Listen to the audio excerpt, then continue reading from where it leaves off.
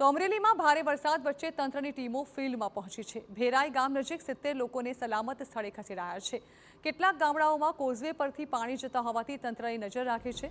મોડી રાત્રિ સુધીમાં એનડીઆરએફની ટીમ પણ પહોંચશે। ફાયર ટીમના જવાનો પણ સ્ટેન્ડ બાય રહેશે। લોકોને બિનજરૂરી ઘરની બહાર ન નીકળવા તંત્રએ અપીલ કરી છે।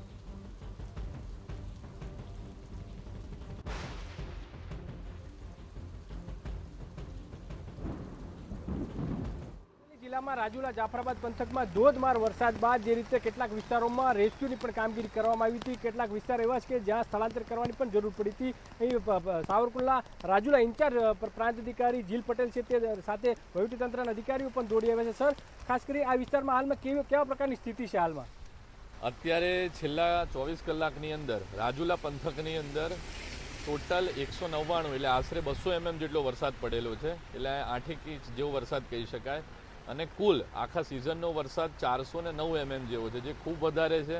રાયડી અને ધાતરવાડી જેવા ડેમ અત્યારે ઓવરફ્લો છે અને ઘણા બધા ગામો અત્યારે રસ્તાઓની અંદર ઓવરટોપિંગના કારણે ઘણા રસ્તાઓ બંધ છે। જેવી રીતે સાવરકુંડલાથી બાઢડા થઈને જે રાજુલા આવવાનો રોડ છે એમાં પણ વચ્ચે રસ્તો બંધ છે। બાઢડાથી વીજપડીવાળો રસ્તો બંધ છે। આંબાથી બહાર નીકળતી ધાતરવાડી નદી ઉપરનો જે પુલ આવેલો છે ત્યાં ઓવરટેપિંગના કારણે પાણી ખૂબ વધારે પ્રવાહમાં જઈ રહ્યું છે, એટલે એ રસ્તો બંધ છે। અમુક રાજુલાના ગામો એવા હતા કે જ્યાં રેસ્ક્યુની કામગીરી કરવી પડી હતી, ત્યાં અમારું વહીવટીતંત્ર, સ્થાનિક લોકો અને આપણા જે પ્રજાના પ્રતિનિધિ લોકોએ ઘણી મદદ કરી। જેમ કે આપણા ભેરાઈ ગામની અંદર 75 થી 80 જેવા લોકોને આપણે રેસ્ક્યુ કરીને એમને શેલ્ટર હોમ એટલે નિશાળ એટલે સ્કૂલ જે આપણી છે ત્યાં એમને શિફ્ટ કર્યા છે। ફૂડ પેકેટની વ્યવસ્થા કરી છે।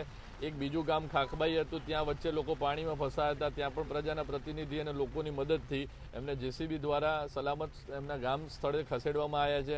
આ ઉપરાંત ચોતરા ગામની આસપાસ પણ પાણી ઘણું ફેલાયું છે। ઘણા એવા ગામો છે કે જ્યાં અત્યારે રેસ્ક્યુની કામગીરી ચાલી રહી છે અને આ કામગીરીમાં અમે લોકોને અપીલ પણ કરવા માગીએ છીએ કે બને ત્યાં સુધી કામ વગર તમે ઘરની બહાર નીકળો નહીં।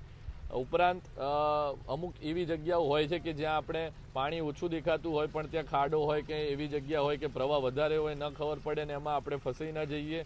લોકો પણ સાથ સહકાર આપે અને વહીવટીતંત્ર, પ્રજાના પ્રતિનિધિ અને આગેવાનો જે મદદ કરે છે એમાં સહકાર આપે।